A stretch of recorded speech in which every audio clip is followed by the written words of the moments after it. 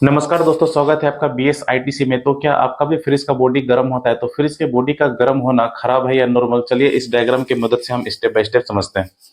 तो दोस्तों चलिए सबसे पहले ये समझते हैं कि आखिर फ्रिज का बॉडी गर्म क्यों होता है। अधिकतर लोगों की फ्रिज के प्रति ये धारणा है फ्रेंड्स कि फ्रिज का काम है ठंडा करना। सच्चाई ये है कि फ्रिज का काम ठंडा करना नहीं होता है। फ्रिज का काम होता है फ्रेंड्स अंदर की गर्मी को जो है, फ्रिज के अंदर की गर्मी को जो है बाहर के वातावरण में निकालना। तो चलिए आप समझते हैं कि फ्रिज जो है फ्रेंड्स, जब फ्रिज का कूलिंग सिस्टम जब कार्य कर रहा होता है तो फ्रिज के अंदर की गर्मी बाहर के वातावरण में किस प्रकार से निकलती है, चलिए उसे समझते हैं। देखिए फ्रेंड्स, जब फ्रिज ऑन कंडीशन में रहता है, ठीक है, यानी जब कंप्रेसर चलता रहता है फ्रेंड्स, तो इवेपोरेटर के सक्शन लाइन के माध्यम से फ्रिज के अंदर की गर्मी जो है फ्रेंड्स वो इस कंप्रेसर में पहुंचती है, ठीक है।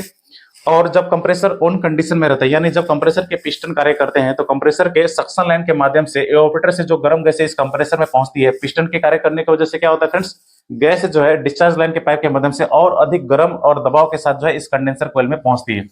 तो कंडेंसर कोयल के कार्य को समझने से पहले चलिए सबसे पहले इस कंडेंसर कोयल को समझते हैं। देखिए फ्रेंड्स, आपने सिंगल डोर फ्रिज के पीछे जालीदार पाइप के जाली देखी होगी जिसे कंडेंसर कोयल कहा जाता है। और अभी के जो अपडेटेड फ्रिज आ रहे हैं फ्रेंड्स, इन्वर्टर वाले, उसमें कंडेंसर कोयल फ्रेंड बॉडी के भीतर ही किसी साइड में फिक्स होता है।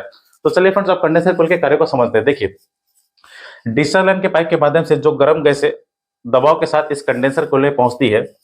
तो देखिए बस कंडेंसर कोयल का जो पाइप होते हैं आपने देखा होगा सिंगल डोर फ्रिज के पीछे की तरफ, ठीक है। और अभी के जो अपडेटेड फ्रिज आ रहे हैं फ्रेंड्स इन्वर्टर, उसमें तो फिक्स होती है। तो कंडेंसर कोयल जो फ्रेंड्स एक जालीदार पाइप होती है और कंडेंसर कोयल फ्रेंड्स पाइपों को जो इस प्रकार से घुमावदार बनाया गया होता है। तो फ्रेंड्स इस प्रकार से पाइपों को घुमावदार बनाए जाने का सिर्फ एक ही कारण होता है, क्योंकि इसमें बहुत लंबे एरिया के पाइप को जो है एक छोटे से एरिया में कवर किया जा सके। अब देखिए, डिस्चार्ज लाइन के पाइप के माध्यम से जो हाई प्रेशर और गर्म गैसें इस कंडेंसर कोयल में पहुंचती है, तो पाइपों के घुमावदार होने की वजह से क्या होता है फ्रेंड्स, जितनी दबाव के साथ गैस इस कंडेंसर कोयल में पहुंचते हैं फ्रेंड्स, तो उसके दबाव में जो है पाइपों के घुमावदार होने के कारण क्या होता है, थोड़ी कमी आती है। यानी गैस जो है फ्रेंड्स थोड़ी धीमी गति से सर्कुलेट होने लगती है, जिससे हीट जो है फ्रेंड गैस की अच्छी तरीके से बाहर के वातावरण में निकलती है। अब देखिए, अब समझिए कि फ्रेंड्स ये अभी के जो इन्वर्टर फ्रिज आ रहे हैं जिसमें कंडेंसर कोयल फ्रेंड्स बॉडी के अंदर फिक्स होता है। तो चलिए फ्रेंड अब समझते हैं कि जिस फ्रिज में कंडेंसर कोयल बॉडी के अंदर फिक्स होता है उसमें हीट जो है बाहर के वातावरण में किस प्रकार से निकलती है फ्रिज के भीतर की, चलिए उसे समझते हैं। देखिए फ्रेंड्स, जिस फ्रिज में कंडेंसर कोयल बॉडी के अंदर फिक्स होता है, तो फ्रेंड्स उस फ्रिज की बॉडी जो है लो कार्बन स्टील शीट की बनी होती है।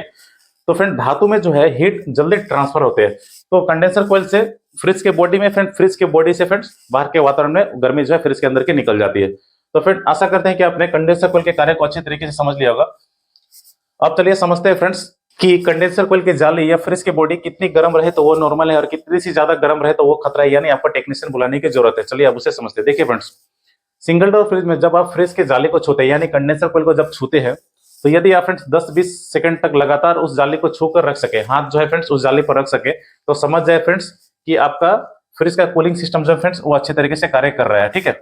और इन्वर्टर वाले फ्रिज में जिससे फ्रेंड्स कंडेंसर कोयल जो है फ्रिज के बॉडी में किसी साइड में फिक्स होती है, तो उस फ्रिज में फ्रेंड्स जब आप फ्रिज के बॉडी पर हाथ रखते हैं जिस साइड में कंडेंसर कोयल लगी हो, ठीक है, तो यदि आप फ्रेंड्स 10 से लेकर 20 सेकंड तक लगभग हाथ को लगातार उस पर रख सकते हैं बॉडी पर, तो समझ जाइए कि आपका फ्रिज का कूलिंग सिस्टम जो है बेहतरीन काम कर रहा है, ठीक है। यदि आप सिंगल डोर फ्रिज के कंडेंसर कोयल पर या इन्वर्टर वाले फ्रिज के बॉडी पर हाथ रखते हैं, तो हाथ रखते हैं फ्रेंड्स आपको जब हाथ हटाना पड़े तो समझ जाए कि फ्रेंड्स आपके फ्रिज के कूलिंग सिस्टम में जो है दिक्कत है। तो आपको किन किन चीजों को देखना है सबसे पहले। देखिए फ्रेंड्स, जब ऐसी स्थिति हो फ्रेंड्स कि कंडेंसर कोयल या इन्वर्टर वाले फ्रिज के बॉडी पर आप हाथ रखते ही आपको हाथ हटाना पड़े, तो आप सबसे पहले फ्रेंड्स, यदि आपका फ्रिज सिंगल डोर है, ठीक है, तो आप एवापोरेटर के ऊपर फ्रेंड्स हाथ रखकर देख सकते हैं कि ठंडी है ये एवापोरेटर, ठंडी है या नहीं, यानी फ्रिज के अंदर का वातावरण फ्रेंड्स ठंडा है या नहीं, सबसे पहले आपको ये देखना है। और डबल डोर फ्रिज है फ्रेंड्स जिसमें फिन्स ट्यूब टाइप एवापोरेटर लगे होते हैं, ठीक है, तो आपको फ्रेंड उसमें फ्रीजर चेंबर में फ्रेंड्स ये देखना है कि ठंडा है या नहीं, ठीक है, फ्रीजर चेंबर को खोल करके देखना है कि ठंडा है या नहीं। यदि फ्रेंड्स आपका फ्रिज का बॉडी बहुत ज्यादा हीट हो, ठीक है, और सिंगल डोर फ्रिज का कंडेंसर को यदि हीट हो और फ्रिज के अंदर का वातावरण फ्रेंड्स ठंडा ना हो, तो बहुत बड़ी समस्या है फ्रेंड्स, ठीक है। ऐसी स्थिति में यदि फ्रिज का फ्रेंड्स ओवरलोड सिस्टम, ठीक है, यानी ओएलपी यदि कार्य न करे, तो यही स्थिति फ्रेंड्स ब्लास्ट वाली बन जाती है। इससे क्या होता है फ्रेंड्स, कंप्रेसर जो है लगातार वर्क करता रहता है, क्योंकि फ्रिज के अंदर का वातावरण ठंडा नहीं होने की वजह से थर्मोस्टेट जो है फ्रेंड्स कंप्रेसर को ऑफ होने का सिग्नल भेजता ही नहीं है। और यदि ओएलपी भी खराब हो तो यही स्थिति फ्रेंड्स ब्लास्ट वाली बन जाती है। तो ऐसी स्थिति में फ्रेंड्स आपको जो है बहुत जल्द टेक्नीशियन बुलाने की आवश्यकता है फ्रिज को बंद करके, ठीक है। देखिए, सबसे ज्यादा जो समस्या होती है फ्रेंड इस कैपिलरी ट्यूब के पास ब्लॉकेज होती है, ठीक है, सबसे ज्यादा समस्या इस कैपिलरी ट्यूब के पास होती है ज्यादातर, ठीक है। यदि फ्रिज के कूलिंग सिस्टम फ्रेंड्स चोकिंग हो, ठीक है, तो समस्या इस कैपिलरी ट्यूब के पास ही अधिकतर होती है। अब देखिए, अब होता क्या है, जब कंप्रेसर फ्रेंड्स लगातार कार्य करता है, जब इसके पिस्टन कार्य करते हैं, तो गैस जो है फ्रेंड्स इस कैपिलरी ट्यूब के माध्यम से इस एवापोरेटर में, फिर एवापोरेटर से फिर सक्शन लाइन में जब नहीं आ पाती तो फ्रेंड्स कंडेंसर कोइल जो है बहुत अधिक हीट होने लगता है, ठीक है, बहुत अधिक हीट होने लगता है। और देखिए थर्मोस्टेट भी फ्रेंड्स इसको ऑफ होने का सिग्नल नहीं भेजता।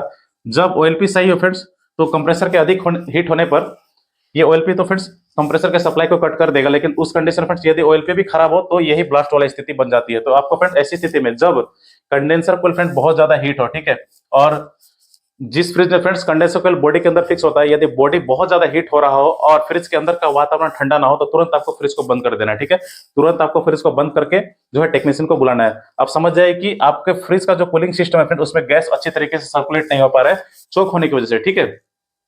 तो फ्रेंड आशा करते हैं कि आपने इस कंडेंसर कोइल के कार्य को अच्छी तरीके से समझ लिया होगा, ठीक है। और फ्रिज की बॉडी फ्रेंड्स क्यों गर्म होती है और कितनी गर्म होना नॉर्मल है और कितने से ज्यादा गर्म होना खतरा है उसे भी आपने अच्छे तरीके से समझ लिया होगा। तो फ्रेंड्स अब मिलते हैं नेक्स्ट वीडियो में किसी नए टॉपिक के साथ। आज के लिए इतना ही, धन्यवाद।